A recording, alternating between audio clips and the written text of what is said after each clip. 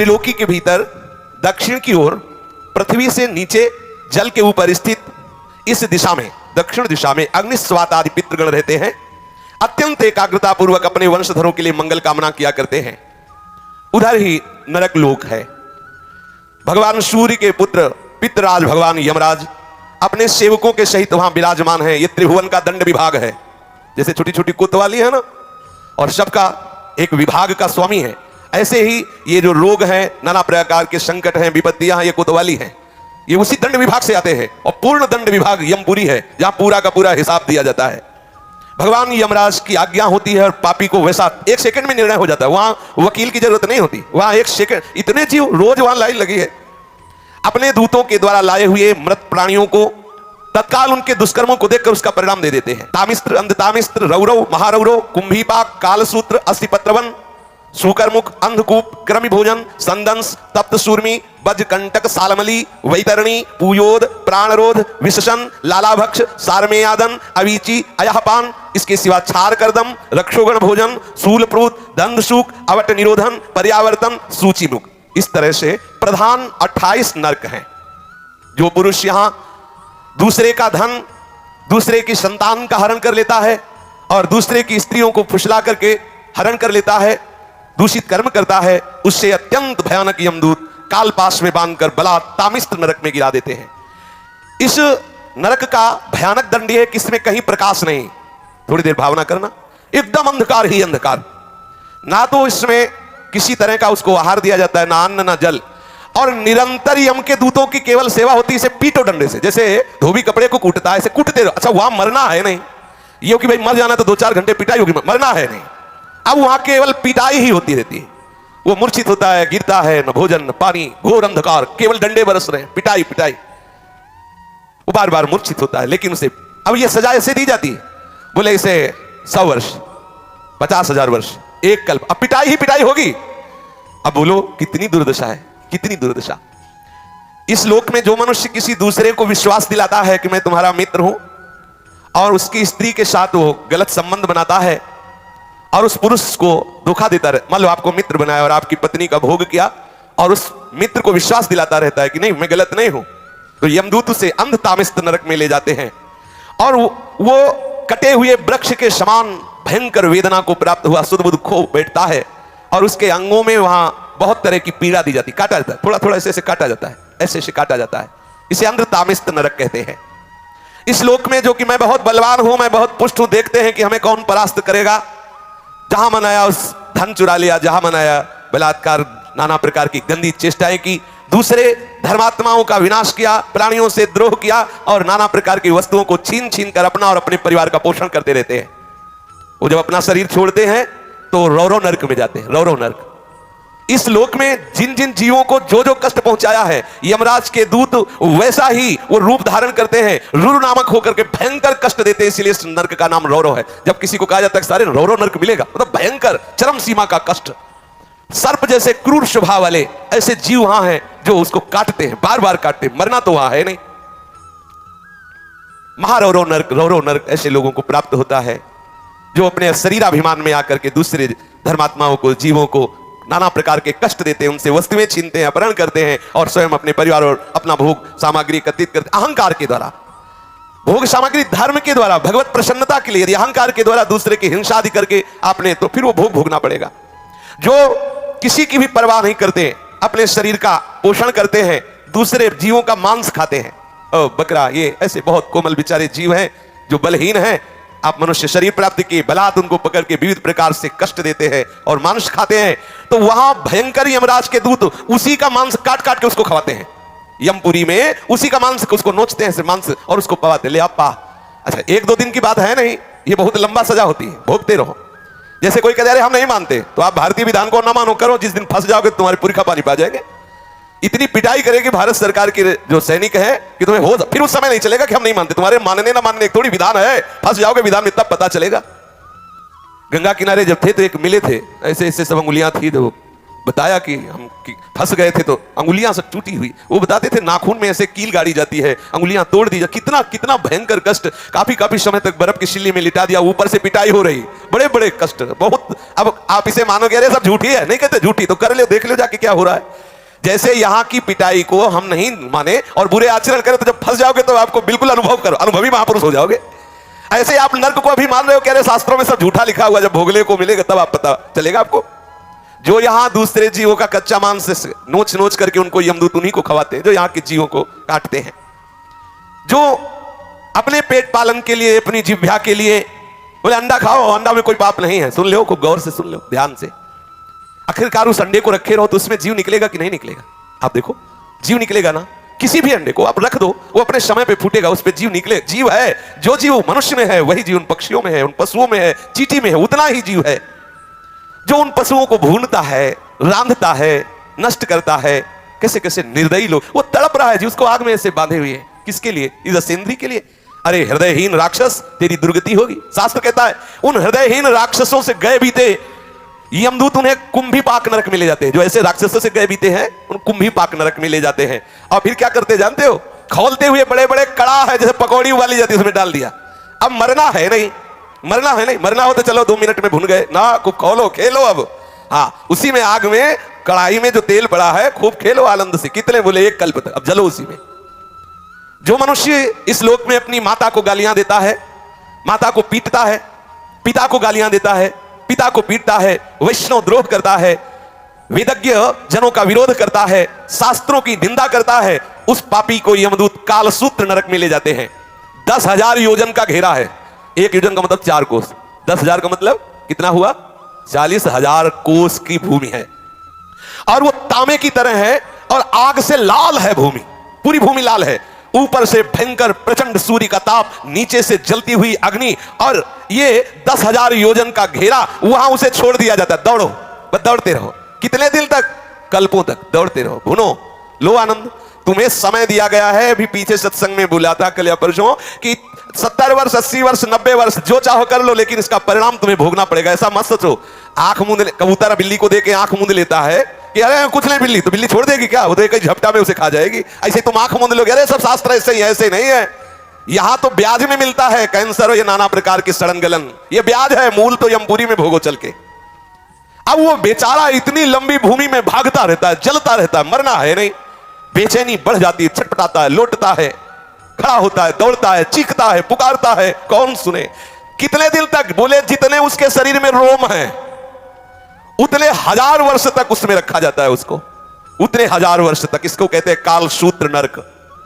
जो पुरुष बिना आपत्ति आने पर वैदिक मार्ग का उल्लंघन करके पाखंड पूर्ण धर्मों का आश्रय लेता है, वैदिक मार्ग की अवहेलना करता है, वैदिक सिद्धांतों को गालियां देता है, उसे यमदूत ले जाते हैं कोड़े से मारते हुए।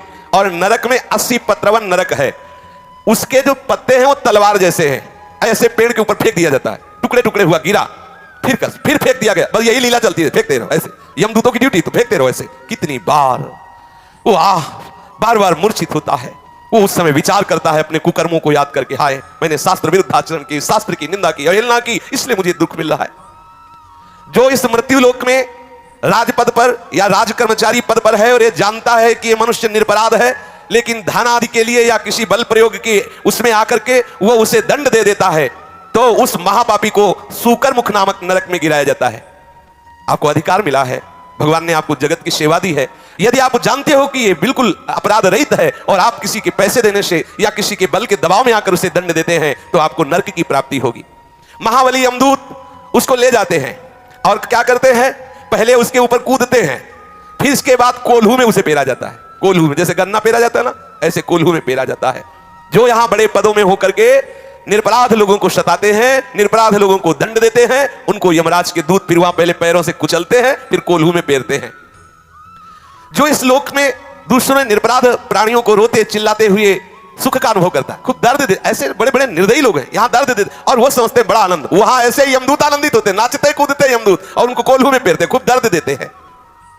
इस लोक में जो खटमल, मच्छर, सर्प, बिच्छू, छिपकली, ये जितने ऐसे जीव हैं, इनको देखते ही मार देते हैं, हिंसा करते हुए अंधकूप नरक में गिरते हैं।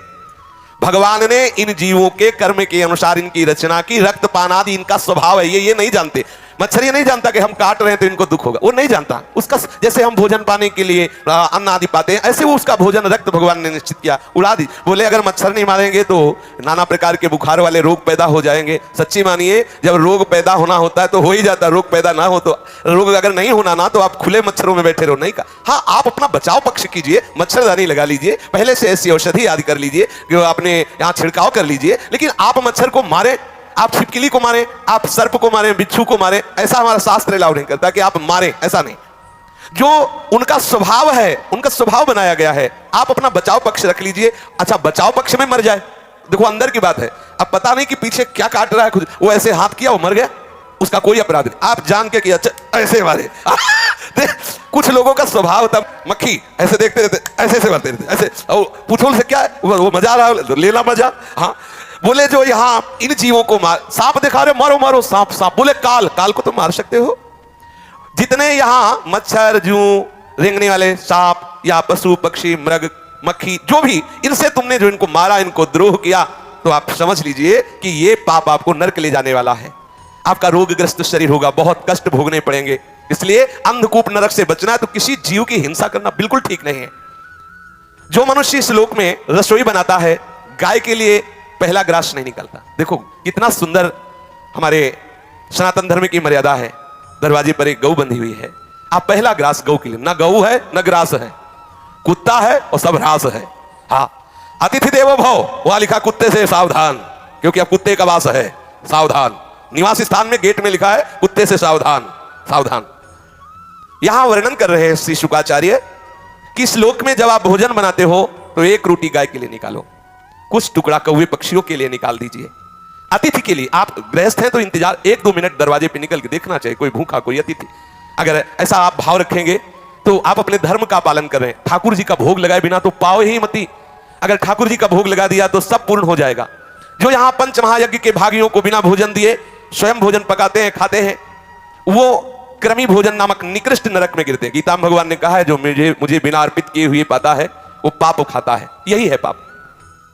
चाहिए क्या चला जाता है, भगवत नाम कीर्तन करते हुए, भगवत चर्चा सुनते हुए आप प्रभु का भाव रखते हुए रसोई मनिया कीजिए। एक रोटी गाय को निकाल दिए, थोड़े टुकड़े ऐसी जगह फेंक दो जहां गिलहरी है, चिड़िया है, कौआ है, ये पाएंगे, चींटी है, ये पाएंगे। अतिथि के लिए आप भाव करो। अब रसोई तो है नहीं कि उसमें 5 कवल निकाल करके और घी बूरा से बोर करके अग्नि को आहुति दे दे तो गैस से बुझ जाएगी। अगर उसमें घी बूरा की रोटी डाल हवल करोगे तो बुझ जाएगी। बड़ा समय कलयुग का विपरीत आता चला जा रहा है। पर सबका सार है कि आप प्रभु को भोग लगा दीजिए। और कभी कोई भूखा कोई अतिथि ऐसा 1 मिनट के लिए कर्तव्य होता है, आप भोजन पाने के पहले दरवाजे पर देखिए कोई ऐसा आसपास अतिथि तो नहीं। 1 लाख योजन का लंबा चौड़ा एक कीड़ों का कुंड है, उसमें उसको फेंक दिया जाता, खाओ कीड़े, फेंक दिया गया उस कुंड में। अब आप ऐसे करता है तो हजारों कीड़े उसके जाते हैं। जो बिना भोग लगाए, बिना किसी गाय आदि के लिए, बिना अग्रासन आदि निकाले केवल भोजन अपने लिए पकाता है, वो पाप है, वो उस अपराध का भागी बनेगा। अब उसके जब पापों का प्रायश्चित हो जाता है तब उसे वहां से निकाला जाता है। श्री ध्रुवदास जी ने भी लिखा, बिना भगवान को अर्पित किए, प्रियालाल को अर्पित किए पानी भी मत पिए। क्या जाता है, जल लिया राधा वल्लभ लाल की जय, निर्दोष हो गया, पी लीजिए। ये सृष्टि प्रभु की है। राजन जो इस लोक में चोरी करता है, जबरदस्ती संपत्ति छुड़ा लेता है, या अपने को ऊंचे कुलों में जन्मा हुआ मान करके बिना आपत्ति के नीच कर्म करता है, देखो गोस्वामी जी ने लिखा, यदि आप भजन नहीं करते तो आप कोई भी हो, हरि भक्ति विहीन जीवन मुर्दे का जीवन है। जिन हरि भगति हृदय नहीं आनी, जीवित सब समानते प्राणी। कोई भी हो, यदि इस लोक में कोई पुरुष काम से पीड़ित होकर के शास्त्र की मर्यादा का त्याग कर, अरे किसी भी जाति का कोई भी हो, कैसे भी हो, केवल हमें काम भाव की पूर्ति करनी है, अगम्य पुरुष स्त्रियों से व्यभिचार करता है, उसे यम पुरुष तप्त सूर्य नामक नरक में ले जाते हैं। और जो स्त्री ऐसी व्यभिचारिणी होती है तो वहां तपाया हुआ पुरुष लोहे का बना हुआ है, आग, बिल्कुल आग, उसमें उसको आलिंगन करने का दंड दिया जाता है। यमराज के दूत ऐसे पकड़ लिए और उसमें अब 1-2 दिन वर्ष नहीं, बहुत काल तक चलते रहो। जो पुरुष पराई स्त्री के साथ व्यभिचार करता है उसके लिए वैसी स्त्री की रचना होती है, आग जैसी तपती होती है, बहुत काल तक उसको उसमें आलिंगन कराया जाता है, जलता रहता है, चीखता रहता है। तपाए हुए लोहे की स्त्री या तपाए हुए लोहे के पुरुष की मूर्ति से उसे बहुत काल तक उसमें आलिंगन कराया जाता है। जो पुरुष इस लोक में कामासक्त होकर पशुओं के साथ व्यभिचार करता है, मरने के बाद उसे यमदूत वज्र कांटक सालमली नरक में गिराते हैं। इसमें वज्र के समान कठोर कांटों वाला सेमर के वृक्ष जैसा है, उसको ऊपर ऐसे फेंकते हैं, फिर नीचे घसीटते हैं, पूरे वो कठोर कठोर कांटे हैं वज्र जैसे, पूरा शरीर फट जाता है, मरना तो है नहीं। इस लोक में जो राजपुरुषों के घर में जन्म लेकर या श्रेष्ठ कुलों में जन्म लेकर अपने अभिमान से युक्त हो जाते हैं और धर्म मर्यादा का उच्छेदन करते हैं, तो मर्यादा अतिक्रमण के कारण वो वैतरणी नदी में पटके जाते हैं। जो अपनी मर्यादा शास्त्रों ने स्थापित की है कि आप जहां उसी मर्यादा के अनुसार आचरण करो, आप अपनी मर्यादा को खो देते हैं। देखो, ये जीवन मुक्त होने के लिए सिद्धांत बना है, ऐसा आप ना समझे, जीवन मुक्त होने के लिए बना है। हमारी राष्ट्र व्यवस्था में बड़े पद भी हैं तो छोटे पद भी हैं, जितना बड़ा पद अधिकार उतना ही छोटे, अगर छोटे ना हो तो जहां सुई काम आएगी वहां तलवार काम नहीं आएगी। विश्वास करो, तलवार की भी रचना आवश्यक है तो सुई की भी आवश्यक है, सबकी अपनी अपनी जगह आवश्यकता है। तुम अपने अपने धर्म का पालन करो। यदि आप अपने धर्म का अतिक्रमण करते हैं और यहां आकर मनमानी पापाचरण करते हैं, मनमानी उद्दंडता करते हैं, तो एक नरक है जिसका नाम है वैतरणी। वैतरणी नदी में उसे फेंक दिया जाता है। उसमें क्या बहता है? उसमें मल, मूत्र, पीप, रक्त, केश, नख, हड्डी, चर्बी और पिसा हुआ मांस, मज्जा, ये प्रवाह होता है, उसमें फेंक दिया जाता है। जो धर्म का उल्लंघन करता है, नीच आचरण करता है, पापाचरण करता है और मैं बहुत ऊंचे कुल का हूं ऐसा अभिमान करके, तो उसको फेंक दिया जाता है। और वहां बड़े बड़े जहरीले जीव हैं, वो बार बार मलमूत्र, पीव, रक्त, केश ऐसे करता है, उसी को खाता है, उसी में डूबता है और जीव उसको काटते हैं। पाप के कारण वो भयंकर कष्ट पाता है पर उसके प्राण नहीं निकलते, वहां मरना नहीं, वो दुर्गति को भोगता है, बार बार रोता चिल्लाता है, कौन सुने उसकी। जो लोग यहां पवित्रता का त्याग करते हैं, अपने शास्त्र के द्वारा निर्धारित आचरणों का त्याग करते हैं, नियमों का त्याग करते हैं, लज्जा को त्याग करके, तिलांजलि दे करके नाना प्रकार के गंदे आचरण करते हैं, पशुओं के साथ गंदे आचरण करते हैं, उनको ये सब पीप, विष्ठा, मूत्र, कफ आदि से भरे हुए कुंडों में फेंका जाता है। इसे पुयोद नमक नरक कहते हैं। पुयोद वो सभी घृणित वस्तुओं के बीच में बहुत काल तक सड़ता रहता है। यहां जो अपने को उच्च कुल का मानते हैं, कुत्ता पालते हैं, देखो शास्त्र में पहले से लिखा हुआ, देखो कुत्ता द्वारपाल की तरह दरवाजे में है, उसको भोजन दो, उसको रखो। अब वो रसोई में जा रहा, जा मना रहा, लग शंका कर रहा, तुम्हारा मुंह चाट रहा है, तुम्हारा, अरे भाई थोड़ी तो मर्यादा रखो।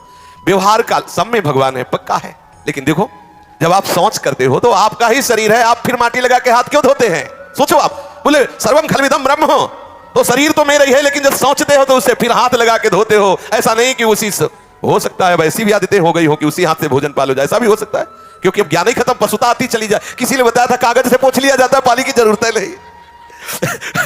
किसी ने, हमारे तो समय से अभी तक ऐसा कोई सहयोग पड़ा नहीं, लेकिन लोग ऐसा बताते हैं कि एक और विधान चला है, कुछ कागज जैसा होता है, बोले उसे पोंछ रहे भगवान, कैसी है?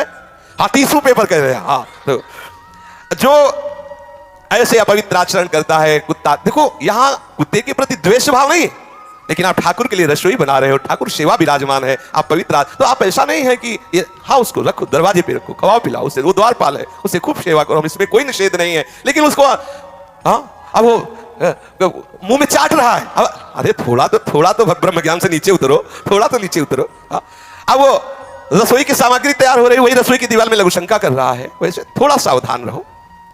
जो शास्त्र के विपरीत आचरण करते हुए और पशुओं का वध करते हैं या अपने को उच्च कुल का मान करके ये सब ऐसे आचरण करते हैं, वो प्राण रोध नामक नरक में डाले जाते हैं। वहां यमदूत उनको लक्ष्य भेद करके बार बार बाणों से बेधते रहते हैं। जो पाखंडी लोग यहां पाखंड फैलाते हैं और यज्ञ में इससे देवी प्रसन्न होंगी, इससे अमुक प्रसन्न होंगे, बकरा की बलि दो, मुर्गा की बलि दो, ऐसे आदि आदि उदाहरण देते रहते हैं, उनको वैवस विशसन नामक नरक में डाला जाता है और वैसे ही बार बार उनकी गर्दन काटी जाती है। ध्यान रखना, किसी भी जीव की हिंसा करने से कोई देवी देवता प्रसन्न नहीं होते। हम उनको देवी देवता ही नहीं मानते जो दूसरों की हत्या से प्रसन्न होते हैं। सामर्थ्य दी गई है दूसरों को सुख पहुंचाने के लिए। जितने भी देवी देवता हैं ये सब जगत का मंगल करने के लिए है, ऐसा मंगल करने के लिए। कुपुत्रो जायते क्वचिदपि कुमाता न भवति, पुत्र तो कुपुत्र सुना गया है लेकिन मां कुमाता नहीं सुनी गई। जगदम्बा मां है, वो तुम्हारे जैसे भाव वाली नहीं है कि उसके तुम जैसे बच्चे हो, वैसे बकरा भी बच्चा है, वो अपने बच्चे की गर्दन कटवा के प्रसन्न होने वाली मां नहीं। बोले नहीं, दुर्गा और काली तो तब प्रसन्न होती जब खून पीते। खून पीती उन नीचों का जो धर्म की मर्यादा का उल्लंघन करते हैं, भगवान की बनाई हुई मर्यादा का नाश करते हैं। जब संसार में वो ऐसे आतंक फैलाते हैं तब यही आदि शक्ति रूप धारण करती है, क्रोधित होकर उन दुष्टों का गला काटती है जो धर्म के विपरीत आचरण कर, उनका खून पीती। बेचारे नाजुक सीधे साधे नाबुल पशु पक्षियों का नहीं। ऐसे पापियों को विभूषण नामक नरक में डाला जाता है, बहुत ही कष्ट दिया जाता है। जो कोई चोर या राजा या राजपुरुष, मान लो आप राजा हैं, आपके प्रतिकूल ऐसा भाव आ रहा है और आप नगर में आग लगवा दिए, समर्थ हैं, या आप राज कर्मचारी हैं बिना अपराधी को किसी को पूरे परिवार को फांसी पे आदि आदि आदि दंड किसी को भी दिला दिया, या गांव के गांव लुटवा लिए, या व्यापारियों के दलों को लूट लिया, या आदि आदि। आप अधिकारी हैं, आप बल आपको प्राप्त हुआ है, यदि आप कहीं ऐसे आंतरिक कार्य करते हैं जो हमारे शास्त्र के विरुद्ध है, तो जिनकी दाढ़ें वज्र के समान है, ऐसे 20 यमदूत भयंकर कुत्ते का रूप धारण करके उसके ऊपर टूटते हैं, 20 एक साथ वज्र की जैसी दाढ़ें चीर चीर कर, वहां मरना है नहीं, बहुत सावधान। भगवान श्री सुखदेव जी कहते हैं, इस लोक में जो दूसरे से पैसा लेकर झूठी गवाही देते हैं, जो इस लोक में बहुत झूठ बोल करके व्यापार करते हैं, जो अपना काम बनाने के लिए झूठा प्रलोभन दे देते हैं, हम तुमको इतने रुपए देंगे, ऐसा ऐसा ऐसा, जो दान के समय किसी को झूठ बोल के फुसला लेते हो, तुम्हें इतने रुपए दे, काम करवा ले, काम बन गया, आदि आदि झूठ बोल दिया, उसे आधार शून्य अविची मान नामक नरक में गिराया जाता है। अविची मान ये 100 योजन ऊंचा है, 100 योजन ऊंचे से उसे सिर के बल फेंका जाता है, बार बार बस यही किया जाता है, नीचे गिरा फिर ऊपर से लेकर फिर 100 योजन से नीचे, ऐसे भयंकर कष्ट, इसे अविची मान कहते हैं। गिराए जाने पर उसके शरीर की नस नस टूट जाती है, प्राण तो निकलते नहीं, फिर ऊपर ले जाएगा, फिर पटका गया, फिर ऐसे ऐसे। यहां जब कोई, देखो ध्यान से सुनना, कोई संकल्प लेता है कि आज के बाद मैं ये नहीं करूंगा, या आज से मैं ऐसा करूंगा, बहुत होश में बोलना, ये कोई साधारण नहीं है, मैं ऐसा व्रत लेता हूं, मैं ऐसा नियम लेता हूं, मैं ऐसा, अगर वो अपने नियम को तोड़ता है, अपने संकल्प को तोड़ता है, अपने व्रत को तोड़ता है, प्रमाद करता है, तो वो अयहपान नामक नरक में गिराया जाता है। छाती में चढ़कर यमदूत उसे गला हुआ लोहा पिलाते हैं। वाणी ठीक बोलो, ठीक नियम, ठीक निष्ठा, ऐसे नहीं कि जो मनाया सो बोले। इस श्लोक में जो जन्म तपस्या विद्या आचार वर्ण आश्रम के अभिमान में आकर के अपने महानों का सत्कार करना छोड़ देता है, वो जीता हुआ मुर्दे के समान है। अपने बड़ों का सत्कार करो, महापुरुषों का सत्कार करो, माता पिता बुजुर्ग गुरुजनों का सत्कार करो। अगर वो ऐसा नहीं करता है तो मरने पर छार करदम नामक नरक में गिराया जाता है, वह उसे बड़ी पीड़ा सहनी पड़ती है। इस लोक में जो भैरव यक्ष राक्षस आदि का आयोजन करने के लिए पशुओं को मारते हैं, खाते हैं, उल्लास मनाते हैं, तो रक्षोगण भोजन नामक नरक में ले जाया जाता है। कसाई की तरह कुल्हाड़ियों से काट काट करके उसका मांस, उसका लोहू यमदूत भक्षण करते हैं और खूब उत्सव मनाते हैं। तुमने मनाया उत्सव, अब वहां यमदूत उत्सव मनाएंगे। इस लोक में जो बनिया गांव के निरपराध जीवों को पहले फुसला कर बुलाते हैं, ले ले, और फिर उसे फंसा लेते हैं और फिर उसे छेड़ते हैं, कांटे से ऐसे बेधना, रस्सी से बांधना, खिलवाड़ करना, मारना, पीट, तुम्हारा तो खिलवाड़ हो रहा है, वहां वो मर रहा है, वहां उसको भयंकर कष्ट हो रहा है, तो यह अपराध बन रहा है। उसे सूल प्रोत नामक नरक में सूलों से बेधा जाता है। जो यहाँ कंक बटेर बंदर कुत्ता आदि जो भी जीव हैं, इनको फुसला के बुला लिया, फिर इनको आप कष्ट देते हो, इनको ताड़ना देते हो, तो उसको ये कष्ट मिलता है। जो सर्पों के समान उग्र स्वभाव वाले पुरुष दूसरे जीवों को पीड़ा पहुंचाते हैं, मरने पर दंदशूक नामक नरक में गिराए जाते हैं। वहां 5-7 मुख वाले भयंकर विषधारी सर्प छोड़े जाते हैं, वो चूहे की तरह से निकल जाते हैं और भयंकर इसको विष का प्रभाव कष्ट देता रहता है, बार बार ऐसा होता रहता है। यहां जो लोग किसी का अपहरण करके ले जाते हैं, बच्चों का अपहरण कर लिया, स्त्रियों का अपहरण कर लिया, या धनी मानी किसी का भी अपहरण कर लिया, उनको अंधेरे में रखा, खंतियों में, गुफाओं में, कोठों में रखा, तो परलोक में यमदूत ऐसे स्थान में उनको ले जाके रखते हैं जहां विषैली गैस होती, धुएं से घोटते हैं। इस नरक को अवट निरोधन कहते हैं। जो गृहस्थ अपने घर में आए हुए अतिथि अभ्यागत साधु वैष्णव की तरफ कुटिल दृष्टि से देखता है, मानो भस्म कर देगा। बोले राधे श्याम, ऐसे गुस्सा से देखते, कहां से आ गया, और गुस्सा से मानो भस्म कर देंगे, ऐसा नहीं। 3 बातें तो सबको करनी चाहिए, राधे श्याम अर्थात मृदु भाषण, फिर आसन और जल, इसमें किसी का पैसा नहीं लगता। कोई भी वैष्णव, कोई भी अतिथि आपके दरवाजे आया है, राधे राधे, आइए बैठिए, जल पीजिए, नहीं नहीं हमें भोजन चाहिए, हमें वस्त्र चाहिए, हमें रुपया चाहिए, अगर आप नहीं दे सकते हैं तो राधे श्याम जाइए आप, ऐसा आप अपने दरवाजे में खड़े हो जाइए। कोई अतिथि आया, मृदु भाषण, हमारी सामर्थ्य नहीं कि मैं आपको दे सकूं, हो गया।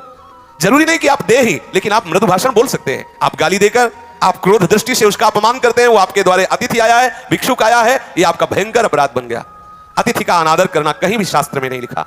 आपके दरवाजे आया है, आप मृदु भाषण तो कर ही सकते हैं ना, आप ऐसे तो कर ही सकते हैं कि हमारी सामर्थ्य नहीं, मैं आपको दूं, बस मृदु भाषण बोल दीजिए, आप उसको गाली मत दीजिए, आप उसका अपमान मत कीजिए, आप ऐसी दृष्टि से मत देखिए।